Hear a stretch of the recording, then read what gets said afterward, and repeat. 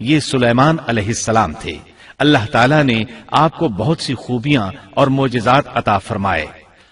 سورۃ النمل آیت 16 میں ہے، اور داؤد کے وارث سلیمان ہوئے، کہنے لگے لوگوں ہمیں پرندوں کی بولی سکھلائی گئی ہے اور ہم سب کچھ دیے گئے ہیں، بے شک یہ بالکل کھلا ہوا فضل الہی ہے۔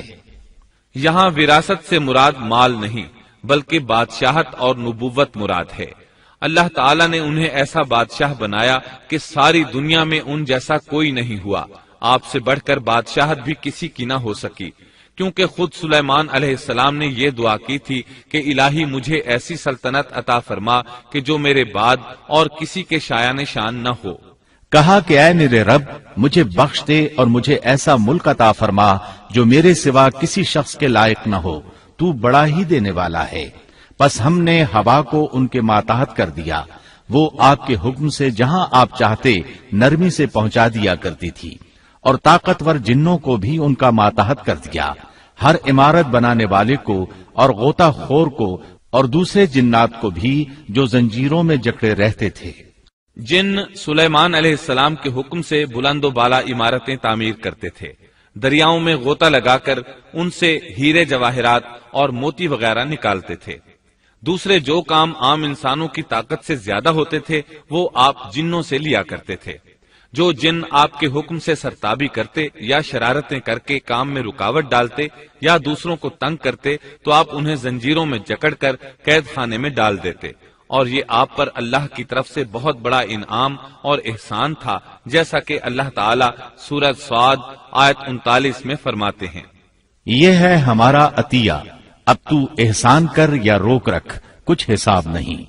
اللہ تعالیٰ نے سلیمان علیہ السلام کو ان پر قبضہ اور اختیار دے دیا اور فرمایا اب آپ کی مرضی، آپ انہیں سزا دیں یا درگزر کریں، کسی کو کچھ دیں یا روک لیں، آپ کے لیے سب کچھ جائز ہے۔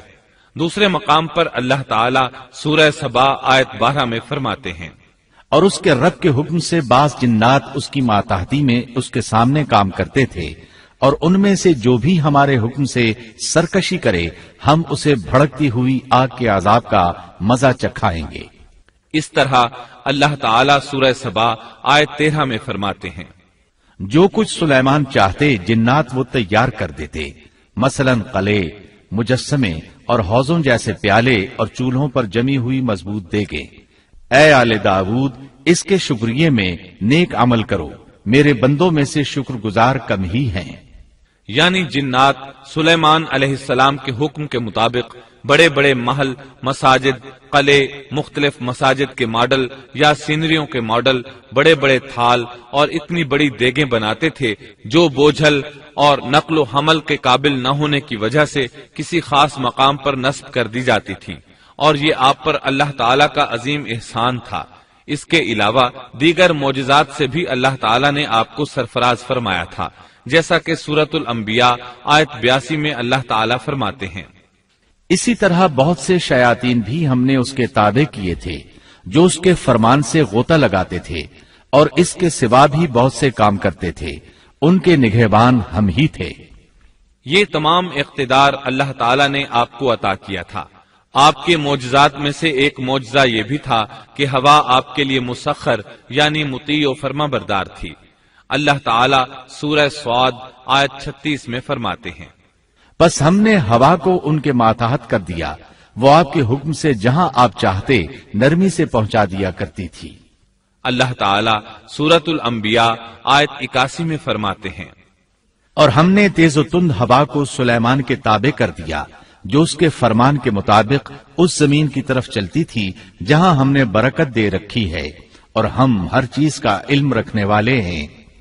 اسی طرح اللہ تعالیٰ سورہ سبا آیت 12 میں فرماتے ہیں، اور ہم نے سلیمان کے لیے ہوا کو مسخر کر دیا کہ صبح کی منزل اس کی مہینہ بھر کی ہوتی تھی اور شام کی منزل بھی مہینہ بھر کی ہوتی تھی۔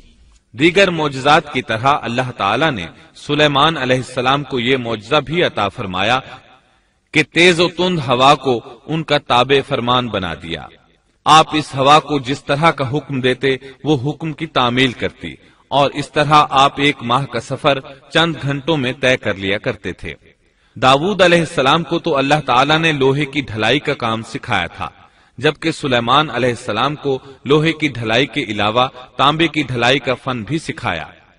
سورہ سبا آیت 12 میں اللہ تعالیٰ فرماتے ہیں، اور ہم نے اس کے لیے تانبے کا چشمہ بہا دیا۔ اس چشمے میں پانی کی بجائے تانبا بہتا تھا، آپ اس سے جو چاہتے بنا لیتے۔ آپ گھوڑوں کو بہت پسند فرماتے تھے، آپ کے پاس بہت سے گھوڑے تھے۔ اللہ تعالیٰ سورۃ صاد آیت 30 تا 33 میں فرماتے ہیں، اور ہم نے داؤد کو سلیمان عطا فرمایا جو بڑا اچھا بندہ تھا اور بے حد رجوع کرنے والا تھا۔ جب ان کے سامنے شام کے وقت تیز رو خاصے کے گھوڑے پیش کیے گئے تو کہنے لگے، میں نے ان گھوڑوں پر اپنے پروردگار کی یاد کو ترجیح دی، یہاں تک کہ آفتاب غروب ہو گیا۔ ان گھوڑوں کو دوبارہ میرے سامنے لاؤ۔ پھر تو ان کی پنڈلیوں اور گردنوں پر ہاتھ پھیرنے لگے۔ گھوڑے 20,000 سے زائد تھے۔ گھوڑوں کے معائنے میں ان کا روزمرہ کا ذکر رہ گیا، تب انہیں ذکر الہی کا خیال آیا، جس پر انہیں سخت صدمہ ہوا اور کہنے لگے کہ میں گھوڑوں کی محبت میں اتنا گم ہو گیا کہ سورج غروب ہو گیا۔ تو ان گھوڑوں کو دوڑایا کہ وہ نظروں سے اوجھل ہو گئے، پھر انہیں دوبارہ طلب کیا اور پیار محبت سے ان کی پنڈلیوں اور گردنوں پر ہاتھ پھیرنا شروع کر دیا۔ امام بخاری نے ابو ہریرہ رضی اللہ عنہ سے روایت کی ہے کہ ایک مرتبہ سلیمان علیہ السلام نے ارادہ کیا کہ اس شب میں اپنی بیویوں کے ساتھ اس دیواجی فریضہ ادا کروں گا تو میری ہر ایک بیوی سے لڑکا پیدا ہوگا اور وہ میدان جہاد کا مجاہد بنے گا، لیکن اس ارادے کے ساتھ انشاءاللہ کہنا بھول گئے۔ اللہ تعالیٰ کو جلیل القدر پیغمبر کا یہ طرز پسند نہ آیا، چنانچہ اللہ تعالیٰ نے سلیمان علیہ السلام کے اس دعوے کو اس طرح غلط ثابت کر دیا کہ تمام بیویوں میں سے صرف ایک بیوی کے ہاں مردہ بچہ پیدا ہوا۔ تب سلیمان علیہ السلام کو احساس ہوا کہ یہ انشاءاللہ نہ کہنے کا نتیجہ ہے، چنانچہ انہوں نے فوری توبہ کی اور انشاءاللہ کہنے کو اپنا معمول بنا لیا۔ اللہ تعالیٰ نے آپ کو فیصلہ کرنے کی زبردست صلاحیت عطا فرمائی تھی۔ سورۃ الانبیاء آیت 87 میں ہے، اور داؤد اور سلیمان کو یاد کیجئے جبکہ وہ کھیت کے معاملے میں فیصلہ کر رہے تھے کہ کچھ لوگوں کی بکریاں اس میں چر چگ گئی تھیں اور ان کے فیصلے میں ہم موجود تھے۔ ہوا یہ کہ دو آدمی ہمسائے تھے، ان میں جھگڑا ہو گیا۔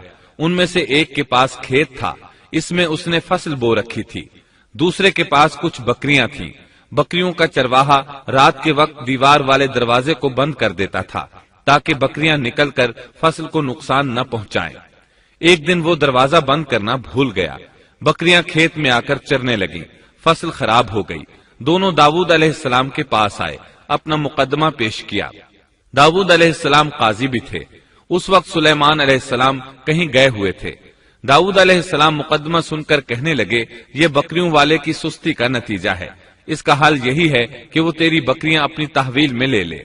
دونوں فریق باہر نکلے تو سلیمان علیہ السلام سے ملاقات ہوئی۔ انہوں نے تفصیل سن کر فرمایا، میرے ساتھ آؤ۔ وہ انہیں داؤد علیہ السلام کے پاس لے آئے اور بولے، اس مقدمے کا اس سے بہتر فیصلہ یہ ہے کہ یہ بکریاں زمین والے کو دے دیں اور زمین بکریوں والے کو۔ جب بکریوں والا زمین کو پہلی حالت میں اگا دے گا تو آپ دونوں کی چیزیں انہیں لوٹا دیں۔ اس دوران کھیتی کا مالک بکریوں کے دودھ سے فائدہ حاصل کرتا رہے گا، یہ فیصلہ زیادہ بہتر ہے۔ اس لیے بکریوں والا اپنی بکریوں سے بالکل محروم نہ ہوا اور کھیتی والے کا نقصان پورا ہو گیا۔ یہ فیصلہ آپ کو اللہ تعالیٰ نے سمجھایا تھا۔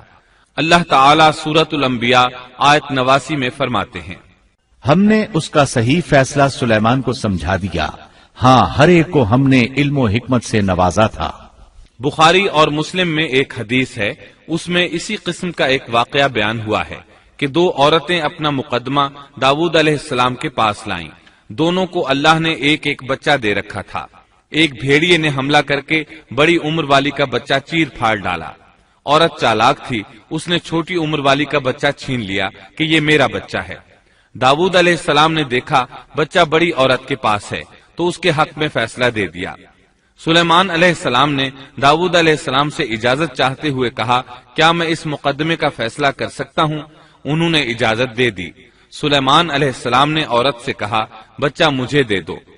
بچہ ہاتھ میں لے کر انہوں نے تلوار نکالی اور دونوں عورتوں سے فرمایا، میں اس کے 2 ٹکڑے کر کے تم دونوں میں برابر برابر تقسیم کرنے لگا ہوں۔ یہ سن کر بڑی عورت بولی کہ ٹھیک ہے، جبکہ چھوٹی عورت مامتا کی وجہ سے چلا اٹھی کہ آپ اسے زندہ رہنے دیں اور اسے دے دیں۔ یہ سنتے ہی سلیمان علیہ السلام بول اٹھے، تو ہی اس کی ماں ہے، جس سے اپنے بچے کے ٹکڑے دیکھنا برداشت نہ ہو سکا، پھر بچہ اسے دے دیا۔ سلیمان علیہ السلام کا ایک تیسرا واقعہ قرآن میں یوں ہے، سورۃ النمل آیت 17 اور 18 میں ہے، اور سلیمان کے سامنے ان کے تمام لشکر جنات، انسان اور پرندوں میں سے جمع کیے گئے، ہر قسم الگ الگ کھڑی کر دی گئی۔ جب وہ چیونٹیوں کے میدان میں پہنچے تو ایک چیونٹی نے کہا، اے چیونٹیوں، اپنے اپنے گھروں میں گھس جاؤ، ایسا نہ ہو کہ بے خبری میں سلیمان اور ان کا لشکر تمہیں روند ڈالے۔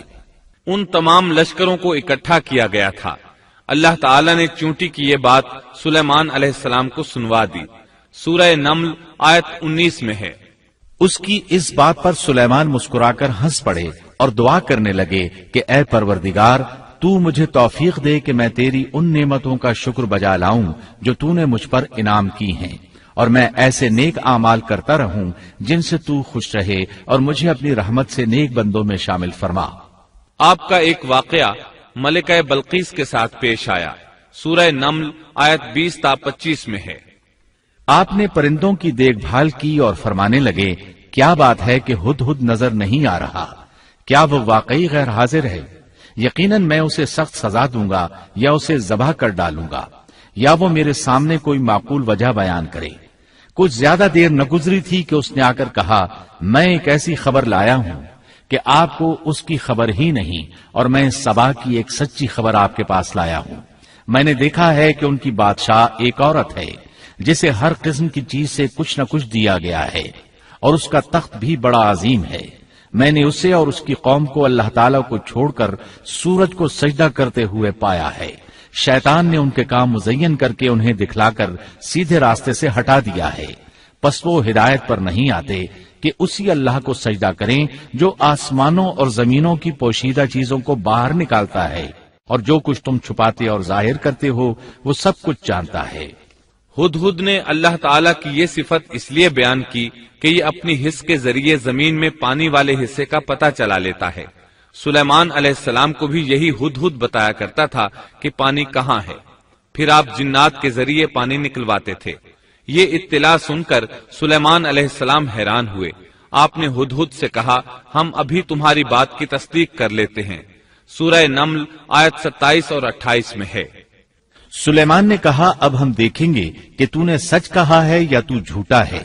میرے اس خط کو لے جا کر انہیں دے دے، پھر ان کے پاس سے ہٹ آ اور دیکھ کہ وہ کیا جواب دیتے ہیں۔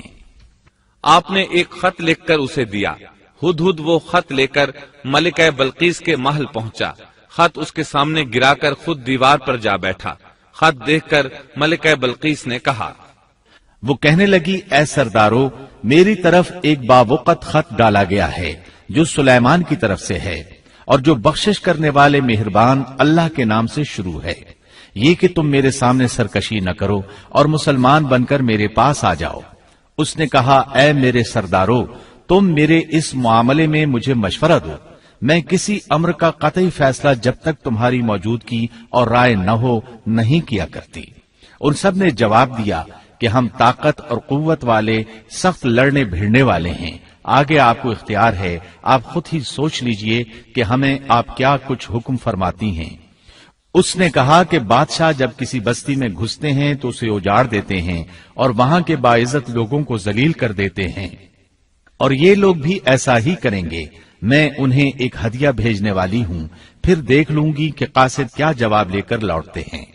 ملکہ بلقیس یہ اندازہ کرنا چاہتی تھی کہ سلیمان علیہ السلام کس قسم کے بادشاہ ہیں، اور یہ کہ وہ ان کے خلاف لڑ سکیں گے یا نہیں۔ چنانچہ اس نے فلسطین کی طرف بے شمار تحائف روانہ کیے تاکہ لڑائی کی نوبت نہ آئے، لیکن جب یہ تحائف سلیمان علیہ السلام کے پاس پہنچے تو آپ غضبناک ہو گئے۔ بس جب قاصد سلیمان کے پاس پہنچا تو آپ نے فرمایا، کیا تم مال سے مجھے مدد دینا چاہتے ہو؟ مجھے تو میرے رب نے اس سے بہت بہتر دے رکھا ہے جو اس نے تمہیں دیا ہے، بس تم ہی اپنے تحفے سے خوش رہو۔ جا ان کی طرف واپس لوٹ جا، ہم ان کے مقابلے پر وہ لشکر لائیں گے جن کے سامنے پڑنے کی ان میں طاقت نہیں، اور ہم انہیں ذلیل و پست کر کے وہاں سے نکال باہر کریں گے۔ قاصد ان کا جواب سن کر اور یہ صورتحال دیکھ کر دہشت زدہ ہو گئے۔ انہوں نے بلقیس کے پاس جا کر ساری حقیقت بیان کر دی۔ ملکہ بلقیس نے انہیں پیغام بھجوایا کہ ہم اسلام قبول کرنے کے لیے تیار ہیں۔ سلیمان علیہ السلام تک اس کا پیغام پہنچا تو آپ اپنے درباریوں کی طرف متوجہ ہوئے۔ آپ نے فرمایا، اے سردارو، تم میں سے کوئی ہے جو ان کے مسلمان ہو کر پہنچنے سے پہلے ہی اس کا تخت مجھے لا دے؟ ایک قوی ہیکل جن کہنے لگا، آپ اپنی مجلس سے اٹھیں، اس سے پہلے میں اسے آپ کے پاس لا دیتا ہوں۔ یقین مانیے کہ میں اس پر قادر ہوں اور ہوں بھی امانت دار۔ جس کے پاس کتاب کا علم تھا وہ بول اٹھا کہ آپ پلک جھپکائیں، اس سے بھی پہلے میں اسے آپ کے پاس پہنچا سکتا ہوں۔ جب آپ نے اسے اپنے پاس موجود پایا تو فرمانے لگے، یہی میرے رب کا فضل ہے تاکہ وہ مجھے آزمائے کہ میں شکر گزاری کرتا ہوں یا ناشکری۔ شکر گزار اپنے ہی نفع کے لیے شکر گزاری کرتا ہے، اور جو ناشکری کرے تو میرا پروردگار بے پرواہ اور کرم کرنے والا ہے۔ حکم دیا کہ اس کے تخت کی صورت بدل دو تاکہ معلوم ہو جائے کہ یہ راہ پا لیتی ہے یا ان میں سے ہوتی ہے جو راہ نہیں پاتے۔ تخت لانے والے آدمی کے متعلق جو یہ آیا ہے کہ اس کے پاس کتاب کا علم تھا، تو مفسرین کا اس کے بارے میں اختلاف ہے کہ وہ کون تھا۔ قرآن کریم کے الفاظ سے جو معلوم ہوتا ہے وہ اتنا ہی ہے کہ وہ کوئی انسان ہی تھا جس کے پاس کتاب الہی کا علم تھا۔ اللہ تعالیٰ نے کرامت اور اعجاز کے طور پر اسے یہ قدرت دے رکھی تھی کہ پلک جھپکتے وہ تخت لے آیا۔ پھر سلیمان علیہ السلام نے تخت میں تبدیلی کا حکم دیا۔ تخت میں تبدیلی کا حکم سن کر اس میں سے ہیرے جواہر نکال دیے گئے اور دوسری جگہوں پر لگا دیے گئے۔ سورہ نمل آیت 42 اور 43 میں ہے۔ پھر جب وہ آ گئی تو اس سے کہا گیا کہ ایسا ہی تیرا بھی تخت ہے۔ اس نے جواب دیا کہ یہ گویا وہی ہے، ہمیں اس سے پہلے ہی علم دے دیا گیا تھا اور ہم مسلمان تھے۔ اسے انہوں نے روک رکھا تھا کہ جن کی وہ اللہ کو چھوڑ کر پرستش کرتی رہی تھی، یقیناً وہ کافر لوگوں میں سے تھی۔ اب سلیمان علیہ السلام کی ملکہ بلقیس سے گفتگو شروع ہوئی۔ پھر وہ اسے تخت کے پاس لے آئے۔ اس سے پوچھا، کیا تیرا تخت بھی اسی طرح کا ہے؟ اس نے بہت اچھا اور فصاحت سے بھرپور جواب دیا۔ اس نے نہ تو یہ کہا کہ ہاں، کیونکہ وہ تو اپنا تخت پیچھے سبا کے علاقے میں چھوڑ آئی تھی، یہاں کیسے آ سکتا تھا، نہ اس نے یہ کہا کہ نہ، کیونکہ یہ وہی محسوس ہو رہا تھا۔ البتہ اس میں قدر تبدیلی محسوس ہو رہی تھی۔ اس نے عجیب جملے میں جواب دیا کہ یہ وہی لگتا ہے۔ سلیمان علیہ السلام یہ جواب سن کر حیران ہوئے۔ اب آپ نے اسے اپنی سلطنت کا غلبہ دکھانے کے لیے ایسا منظر دکھایا جو کسی بشر نے آج تک نہیں دیکھا۔ چنانچہ آپ اسے ایک محل میں لے گئے۔ یہ مکمل طور پر شیشے کا تھا، اس سے دوسری طرف دیکھا جا سکتا تھا۔ فرش بھی شیشے کا تھا، شیشے کے نیچے پانی چھوڑا گیا تھا، پانی چلتا رہتا تھا۔ آپ اسے لیے اندر داخل ہوئے تو وہ بہت حیران ہوئی کہ محل میں پانی بہ رہا ہے۔ اس نے اپنا لباس کچھ اوپر کر لیا کہ بھیگ نہ جائے۔ اس نے اپنا پاؤں پانی پر رکھنا چاہا تو وہ شیشے پر پڑا، اور زیادہ حیران ہوئی اور شرمندہ بھی کہ دھوکہ کھا گئی۔ اور یہ سب کچھ جنات کے ذریعے تیار کرایا گیا تھا۔ سورہ نمل آیت 44 میں اللہ تعالیٰ فرماتے ہیں، اس سے کہا گیا کہ محل میں چلی چلو، جسے دیکھ کر یہ سمجھ کر کہ یہ حوض ہے، اس نے اپنی پنڈلیاں کھول دی۔ سلیمان نے کہا، یہ ایسا محل ہے جس میں نیچے بھی شیشے جڑے ہوئے ہیں۔ کہنے لگی، میرے پروردگار، میں نے اپنی جان پر ظلم کیا، اب میں سلیمان کے ساتھ اللہ رب العالمین کی مطیع اور فرمانبردار بنتی ہوں۔ یہ عظیم سلطنت دیکھ کر وہ جان گئی کہ سلیمان علیہ السلام صرف بادشاہ ہی نہیں، نبی بھی ہیں۔ چنانچہ اس نے فوراً ایمان قبول کر لیا۔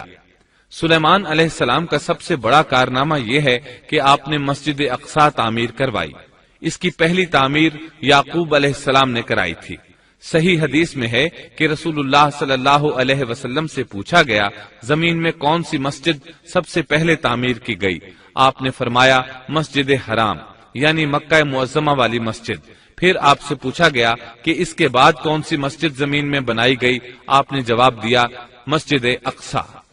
جب بخت نصر نے قدس پر قبضہ جما لیا تو اس نے مسجد اقصی ڈھا دی، لیکن پھر سلیمان علیہ السلام کو اللہ تعالیٰ نے بادشاہت عطا کی تو उन्होंने अस्सर नौ तामीर का काम शुरू कराया। इसके साथ ही उन्होंने हैकल सुलेमानी भी तामीर करवाया। यहूद आज तक इसको मुकद्दस समझते हैं। ये मस्जिद अक्सा के बिल्कुल करीब है। मस्जिद अक्सा की फजीलत में बहुत सी रिवायात मिलती हैं, जैसा कि रसूलुल्लाह सल्लल्लाहु अलैहि वसल्लम का इरशाद है, मस्जिद हराम में एक नमाज का सवाब 1,00,000 नमाजों के बराबर है।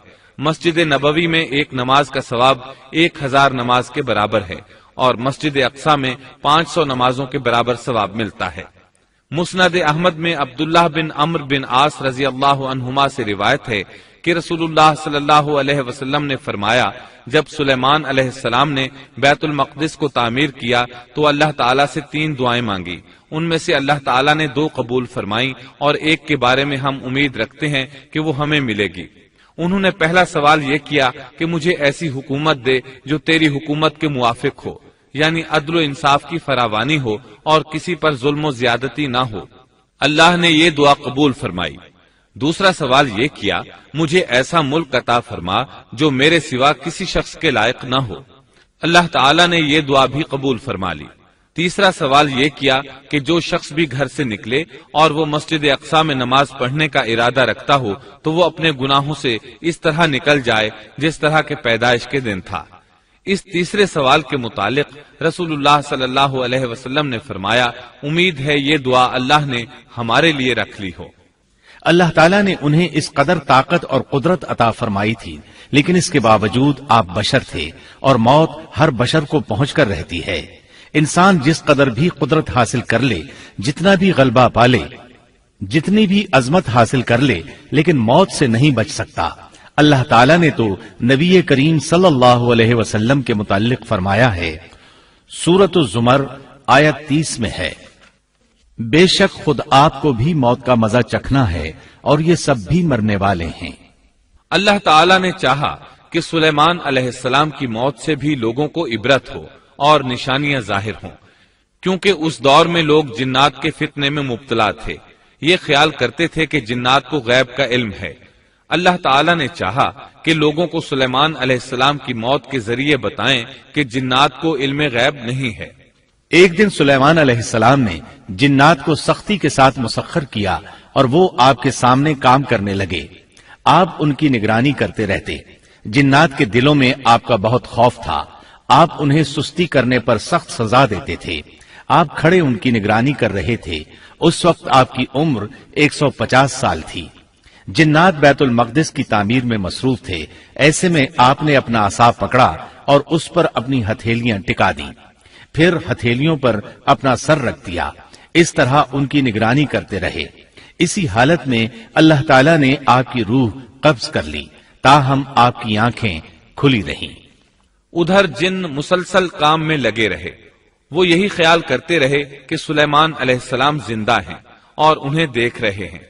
आपका खलीफा आया तो वो जान गया आप इंतकाल कर गए हैं, लेकिन उसने भी जिन्नात पर यह बात जाहिर न की। इस तरह 2 साल गुजर गए। जिन इस कदर सख्त निगरानी पर हैरान थे। वो देख रहे थे कि 2 साल से सुलेमान अलैहिस्सलाम ने हरकत तक नहीं की, पलक तक नहीं झपकी। उधर अल्लाह ताला ने दीमक को सुलेमान अलैहिस्सलाम के असा पर मुसल्लत कर दिया। वो अंदर अंदर लाठी को खोखला करती रही। आखिर लाठी टूट गई। सुलेमान अलैहिस्सलाम जमीन पर गिर गए। उस वक्त जिन्नात को पता चला कि उन्हें फौत हुए तो अरसा दराज हो चुका है। तब इंसानों को भी मालूम हो गया कि जिन्नात को गैब का इल्म नहीं है। अल्लाह ताला सूरह सबा आयत 14 में फरमाते हैं, फिर जब हमने उन पर मौत का हुक्म भेज दिया तो उनकी खबर जिन्नात को किसी ने न दी, सिवाय घुन के कीड़े के जो उनके आसा को खा रहा था। बस जब सुलेमान गिर पड़े तो उस वक्त जिन्नात ने जान लिया कि अगर वो गैबदान होते तो इस जिल्लत के अजाब में मुब्तला न रहते। इस तरह अल्लाह ताला ने लोगों को मुत्तले कर दिया कि जिन्नात भी मखलूक हैं, गैबदान नहीं। अल्लाह ताला ही उन पर कादिर है। और इसी के साथ सुलेमान अलैहिस्सलाम का किस्सा अपने इख्तिताम को पहुंचा।